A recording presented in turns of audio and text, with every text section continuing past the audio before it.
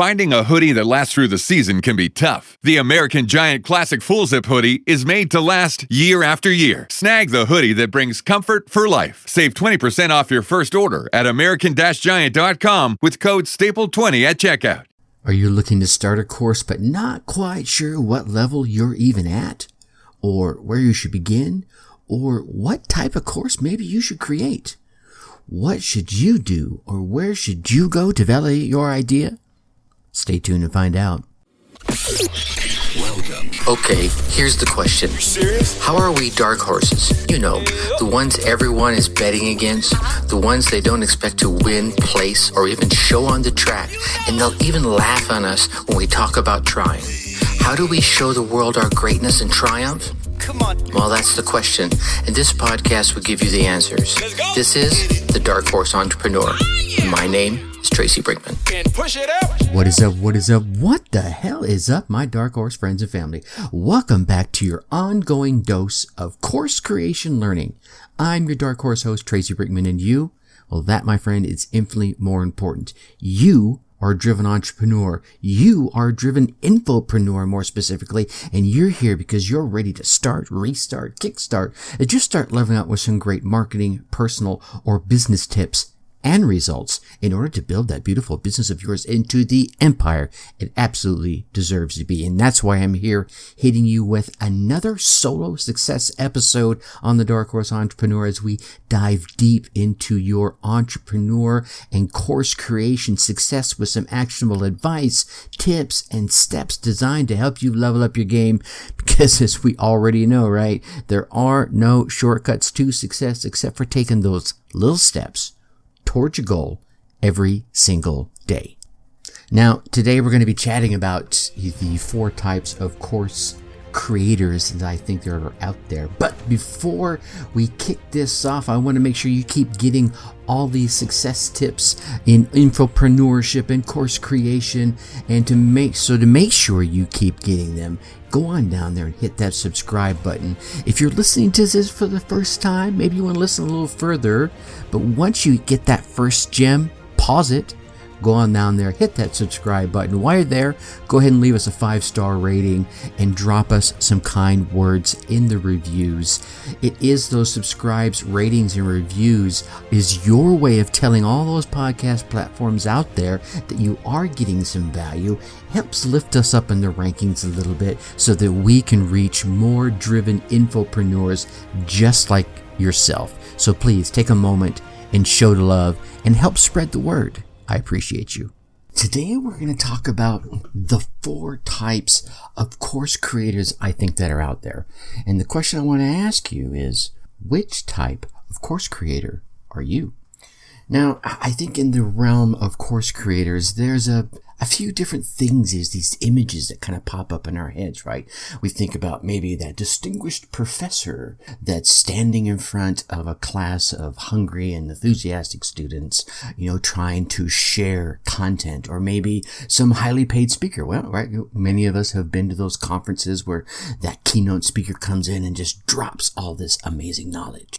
And then there's those that have maybe studied a given arena for years and years and years, or the gentleman or the lady who's made their millions in their zone of interest, and now they're coming before you to share some of that content and help you along the path that they just traveled. Now, if we think about all the different types of course creators that are out there, some of them will fit any one of those images. Others won't. Really, if you think about it, course creators, even like you and me, come in all types and shapes and sizes and genders and ages and nationalities, skill levels and expertise levels. And all that said, I really think if you're listening to this video or listening to this podcast, you have a course lurking inside you. And I don't want you to take this lightly, because it's not like you're just going to push a button and all of a sudden, boom, there's my course and you're going to make millions of dollars, because it's not stupid simple, but it is pretty easy to do. Because again, I think each of us have something inside of us that we can share to help empower others, to help teach others, to help bring others along a path we may have traveled, and hopefully help them avoid some of the stumbles and bumbles and falls and face plants that you and I have experienced. Help them face their challenges and go under, jump over, go around, or bash through the restrictions and the barriers and the challenges that we know they're facing. And after years of being in the coaching arena and the online space and doing podcasting and chatting with folks of all levels, right? Billionaire levels all the way down to the guy that's just dreaming about it. I think I want to bucket course creators into 4 types. And that begs the question I asked you just a little while ago. Which type are you? All right, so type number 1 is the insider.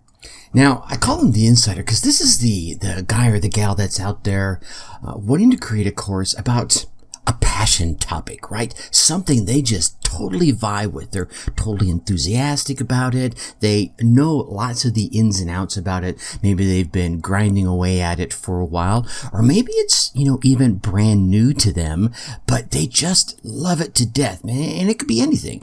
It could be hairstyles, how to braid hair, plucking eyebrows, doing gardening, motorcycle riding, cars. The topics are endless. Martial arts, right? MMA. But at the end of the day, they don't really consider themselves experts, but they do know quite a bit about their topic or hobby. And even if they don't realize it themselves, right? They do find that when someone shows an interest in that topic or hobby, they come to them because inside that friend's or that family member's circle of influence, you, as the course creator, as that insider, are their expert, right? And as a result of that, you're like, I do know a lot about this, and perhaps I could derive a little moniker of income by sharing my knowledge. And as I continue and get better and travel further down my road of my insider knowledge, I can become an expert and lead myself down towards those other 3 levels that we'll be talking about here. Now, as an insider, you're going to think about, well, how could I do that? Well, I think there's probably a few steps you can go through to help begin to teach others. And I think the first step you're going to go through to help do that is, of course, to validate your idea, to make sure that there's enough interest out there that you could derive a little income. Because, and I heard this example given by a fellow podcasting friend of mine who said that if you're super passionate about licking drywall, I'm not sure there's a real market out there for teaching on how to lick. There might be. I don't know. I could be trumping on something that's, maybe the next millionaire is going to come out of. But you get my point here. So you can start poking around the internet and, eavesdropping, doing a little, we'll call it research, do some social listening, poke around out there in different social groups, looking for trending hashtags. If there's enough interest, and when I mean enough interest, if you see people in Facebook groups or having threads on Twitter or having threads on any of the social platforms around your passion topic, then there's probably a great opportunity for you to leverage your knowledge into an online course. And if I want to give you some more specifics about where to look around for blogs. So whatever passion project, licking drywall, if we look at that, if I go looking for licking drywall blogs, and I'm not going to do that right now, I just thought maybe I should, you could go look and see if there's, a number of blogs out there. The more blogs you find about a given topic, right? The more interest you can guarantee is out there. Again, like I mentioned earlier, you can look out for Facebook groups or other communities and forums where the potential customers, potential buyers of your online project, your online course will be gathering. Think outside the box a little bit here. There are new platforms like Mighty. Oh, what's the name of it? I can't think of the name of it. It's Mighty Community or Mighty Networks, that's what it is. There's another platform out there called Mighty Networks that a lot of folks are coming off of the Facebooks and going to Mighty Networks and starting their own community, so they don't have to pay to reach the members of their community like they have to do in the Facebook groups. You can look around at Amazon, search some of the products out there. If there are lots of books and pieces of products out there available, and then look at Udemy, or is it Udemy? Anyway, however you pronounce it, Udemy, and look for courses out there. Certainly give you a great idea if other people are leveraging that knowledge that you have to share courses there. And then check out the reviews. Here's a good little insider tip right here. If you go and check out the reviews of, say, the Amazon books and magazines that may be out there, as well as the Udemy reviews, you can see what they really loved about a given course or a book and what they thought was missing. And you can make sure both of those are in there. If they loved, something about the type of drywall to lick, right? Make sure that's in your course. If they commented that, well, they forgot to tell me about licking dry drywall versus painted drywall, well, make sure your course has that missing piece and you'll shine above the rest. You can actually use that in your marketing. And I've mentioned social media time and again for your research. Lots of opportunities there. So that is for my burgeoning starter person that's out there that we're going to call the insider. Level number 2, let's call this guy the journeyman. Now, as a journeyman, you don't quite consider yourself the expert yet. You know more than the average schmo does, right, on several areas, and maybe you're living proof that what you know works, right? Maybe you're into holistic medicine and you're not a holistic doctor, but you have dove into the content, you have a holistic doctor, and you are living proof that what you are studying about and how you're interacting with this topic works. And let's take this one step further, and you have already started a blog or have some little product, or maybe you made your first insider course and it did well, and now as you continue your journey, you're learning more and you're moving on and you're leveling up your knowledge, and you've taken that little bit of side hustle income and you're ready to try and make it full time. Now, I think the challenge here as the journeyman is you probably know a lot of content that you could share. However, and this is, I think, a mistake that so many make, you want to jam it all into that single course. That's not where you probably want to go at this point in time. What you want to do is you want to get narrow and get specific into an area of your passion project, and think about what it is you could share in, say, a 4 to 6 week period. And let me even be more specific. What positive deliverable, what positive outcome can you make sure that the people that go through your course will get inside that 4 to 6 week period? Now, if we're talking about something like, diet or exercise, right? Inside a 4 to 6 week period, you don't want to teach them everything about exercise.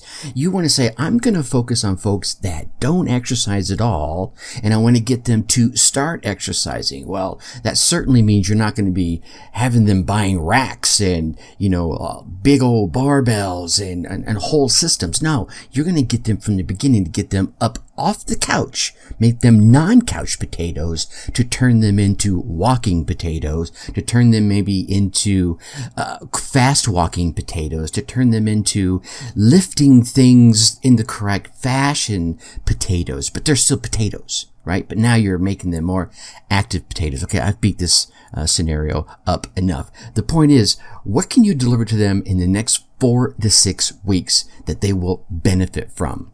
And let's narrow that down even further, because in that 4 to 6 weeks of time frame, you're going to deliver it to them in chunks, chunks. And maybe that's only 4 hours of total content, total delivery of the teaching. So now you've got to think, what can I teach them inside a 2 to 4 hour period of time that gives them that outcome in the next 4 to 6 weeks? Now you've kind of narrowed it in. You've zoned into that specific part of your expertise, of your knowledge. That, my friend, is the journeyman, because you'll be taking a limited amount of time, a limited amount of content, and delivering a meaningful result, right?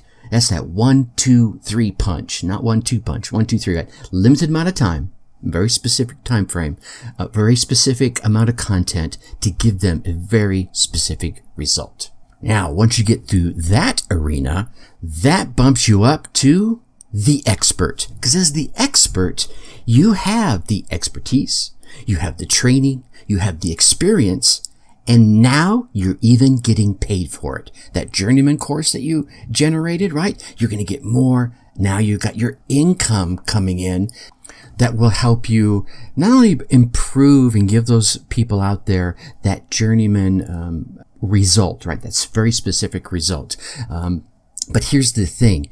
Your income doesn't quite match the depth of your knowledge. When you get to that journeyman level, you're going to be growing your knowledge probably at a significant rate, because the people that are going through your journeyman level course are going to be asking you additional questions. You're going to see additional problems that you know you can deliver the results to. And I think traveling the road this way really helps you narrow in, because you have expert level knowledge by this point. You haven't quite figured out how to leverage it to that expert level income. And I know I'm repeating myself a little bit here, but going through the path this way helps you tap in and listen to the conversations of those that you're teaching via your previous courses, so that you can do two things really here. One, you can find those potential customers and clients that are experiencing that next level of pain, right? That are outside the teachings of the previous courses, and they're willing to pay for it. They'll say it inside the dialogue, inside the course, especially if you open comments. A lot of the platforms will allow you to do comments on there, and they'll start typing, well, what about this? If you could solve this problem for me, right? And you'll start hearing those trends in those conversations. And if you have an accompanying blog that goes with your course, or a forum where they're gathering, be it by Mighty Networks or Facebook groups or wherever, and that discussion opens up, they'll be putting it in those comments as well. So again, you're going to come back to the journeyman step of listening to the conversations that are out there, but now those conversations are going to be your customers and your clients, or those that were at least interested to step into the conversation. Maybe they haven't bought from you yet because your previous level content, they've already solved that problem. They have the next level problem, and they're asking you about that. And here's another thing. Now that you have those folks into your area, into your forum, into your little network, perhaps it's time just to interview them. Ask your target audience about their problems that are in your area of expertise. You're now listening To the Dark Horse Entrepreneur Podcast. And let's stretch it one step further. Something like I've done many times on this podcast is bring in other folks that are experts in your same field, or maybe a very specific niche in, say, the same field, or an ancillary field just outside. So if you're talking about diet and exercise and you're focused on the exercise, we'll bring someone in that's all about the diet, right? And bring in something in and mark what it is that you can do to help them along those struggles. And this is just not opening your ears, although that's very important. We have 2 ears and 1 mouth, and we should be using them at that ratio. But you'll want to engage in the discussion, engage in the communications with those folks, not only in your groups, but in other groups that are outside of yours on the same topic that you're looking to pilot, or that you're currently piloting by this point.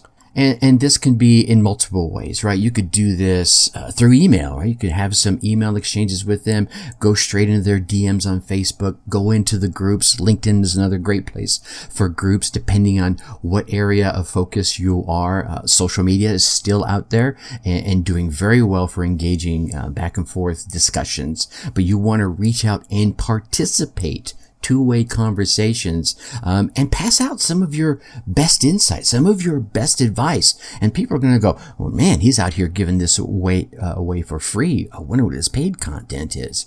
Here's what I found. There are folks out there, and I can quote probably a half a dozen of them. There's one called Grow the Show for Podcasting, where he's literally going on a podcast and giving away the very content that he's selling for free. Here's the catch. He's only giving away a piece of it once a week, and then the next piece, and then the next piece, and then the next piece. And if someone wants to get all that content for free, they're welcome to, but they're just going to have to listen to it over time. If they want it all at once, well, then they got to pay, and then they have that direct access to them as well. You could do the same thing.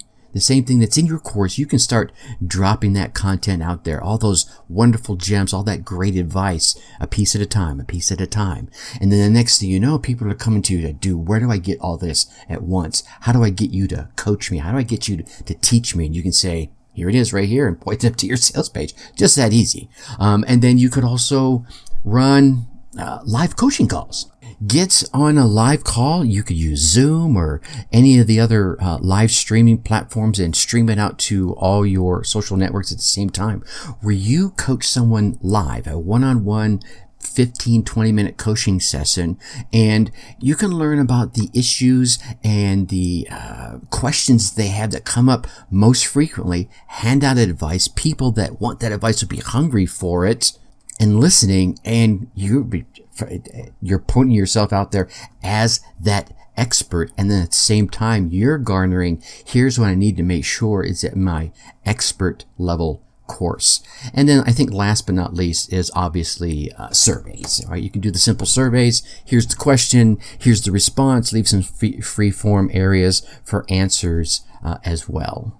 But here's a quick warning when it comes to surveys, and we've probably all seen them, right? You see a survey come across, and maybe you're willing, because it's someone you trust or someone you're passionate about or a topic you're passionate about. You get the survey and you click on it and you see it has 87 questions or 27 questions. You're like, oh my God, I'm never going to get through this. Or if it's like one of those surveys where you just clicking next, you'll get about 4 or 5, 8 questions in. You're like, good gosh, how long is this? And down there at the bottom, it'll say, 8 of 27. You're like, screw this, I'm done. And you're out. So I would urge you to maybe ask 3 to 5 questions tops.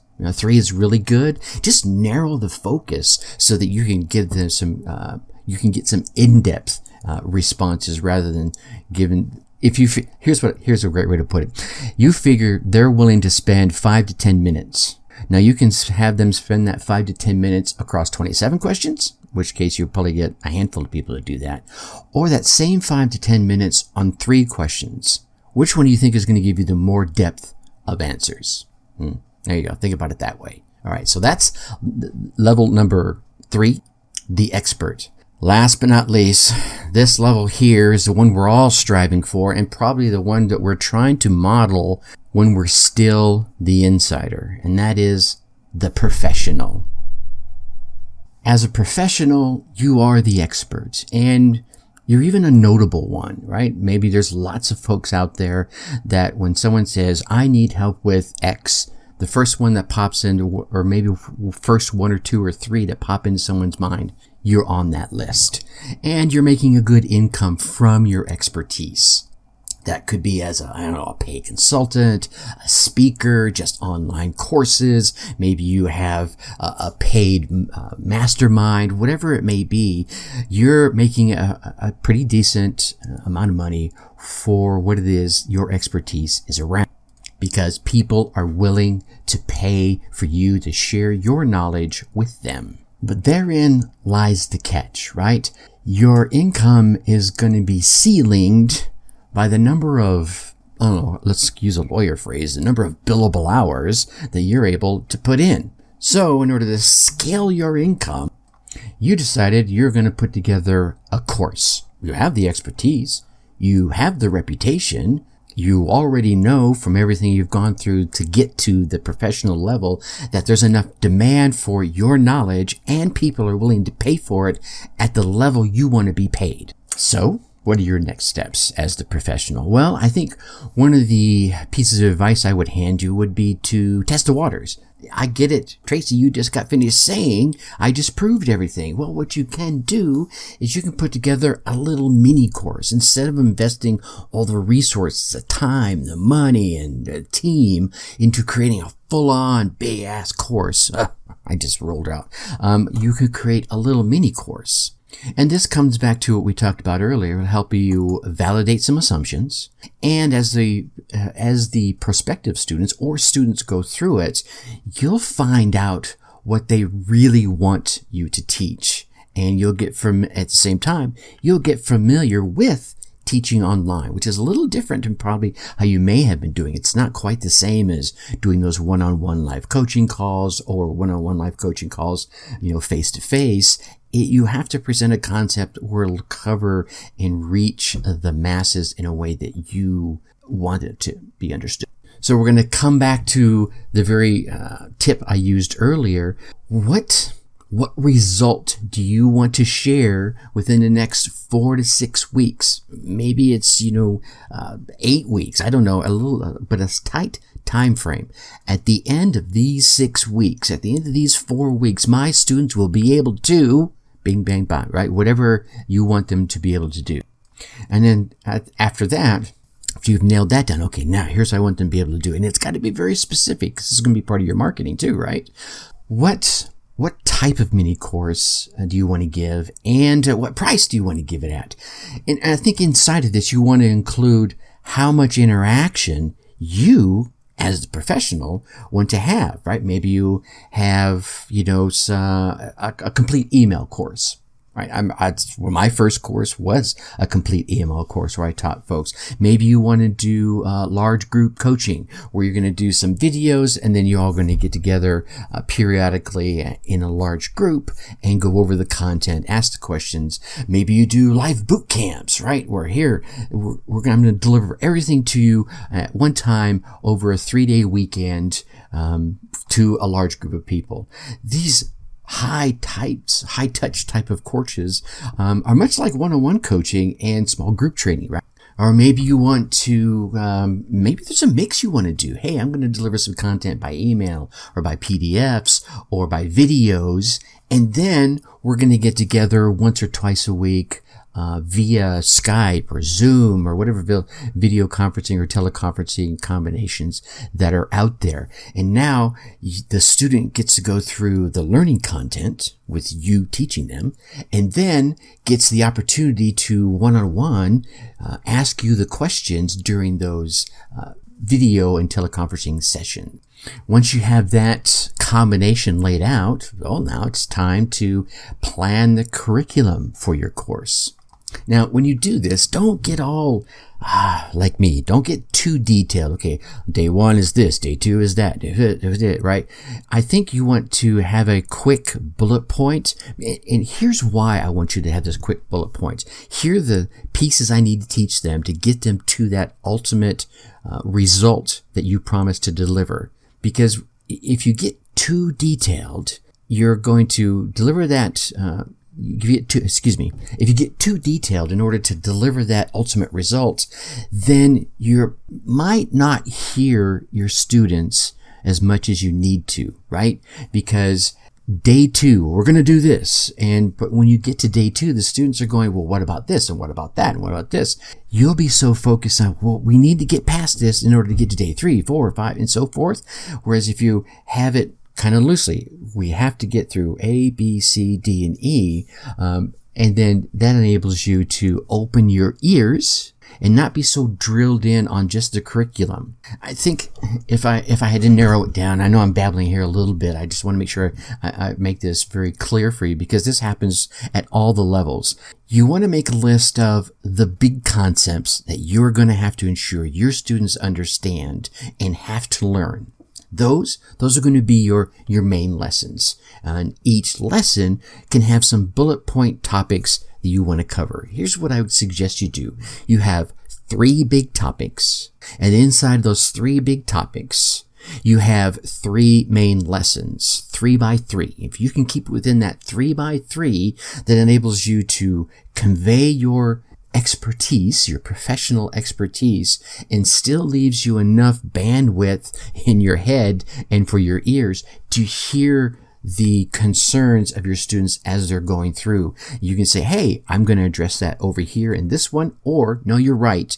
I missed that as I was laying this out. Okay, so that's planning your curriculum. And the last one is obviously you want to sell your course. You're going to get out there, you're going to prime your network, you're going to float the idea of this pilot course, offer them, anyone who's interested in it, and enroll them. And then finally, you're going to deliver. But it's not just deliver. I think you want to deliver this with the attitude, of a scientist, right? I have a hypothesis that if I teach you this, you'll get that. And if you go into it with that type of attitude, as things start to unfold, you'll either prove or disprove that hypothesis.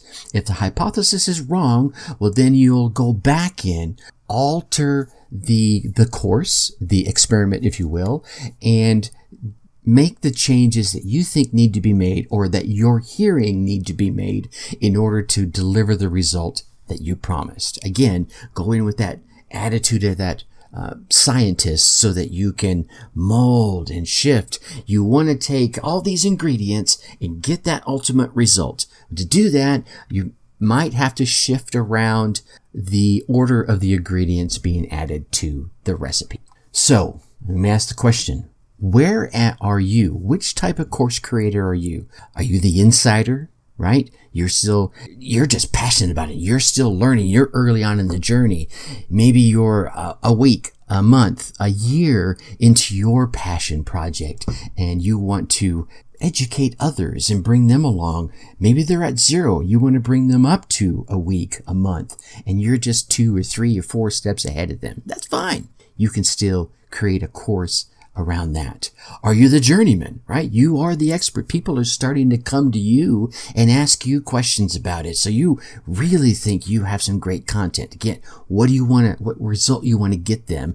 You get them in a short period of time, and that's your course. And then here's the cool thing about that. Once they do that, they're ready to get that next result. Dude, you did such a great job at getting me physically healthy. How about my mindset? Or how about you did a great job on increasing my pecs, right? Anyway, that wasn't my pecs, right? My pecs, now I want to work on my biceps, or now I need to work on my legs, right? Anyway, you see the same thing. If it's in cooking, hey, you taught me how to cook these great meals. How about desserts, which is a completely different arena, right? So, are you the journeyman, or are you the expert? Now that you're the expert, you have all these people that have been telling you all these great pieces of information that they want to learn about. You can start teaching them. Or are you the professional? Now you can start mixing this next level, bringing people into mastermind groups, doing these great events, and building up to that next level. Whatever it is, find your area and go in there with some of the tips I shared with you, and I'm sure you're going to be a great success. Now, before I leave you, as I always do, I want to ask one thing. Down in the comments, or shoot me an email, tracy@darkhorseschooling.com. What questions do you have about online course creating, about creating that course, no matter where you are in your journey, whether you're the insider, the journeyman, the expert, or the professional? There's going to be questions you have. I want to be your journeyman or your expert for that arena. Ask those questions. Email me, tracy@darkhorseschooling.com, and whatever questions you may have. And I will make sure they get into these videos and onto this podcast so that you can get those questions answered as quickly as heck. Maybe even bring you on the show and have a two-way conversation with you about those questions so everyone can learn at the same time. And with that, I'm going to leave you as I always do. Think successfully and take action. Thank you for listening to the Dark Horse Entrepreneur Podcast. You know this! Thanks for tuning in.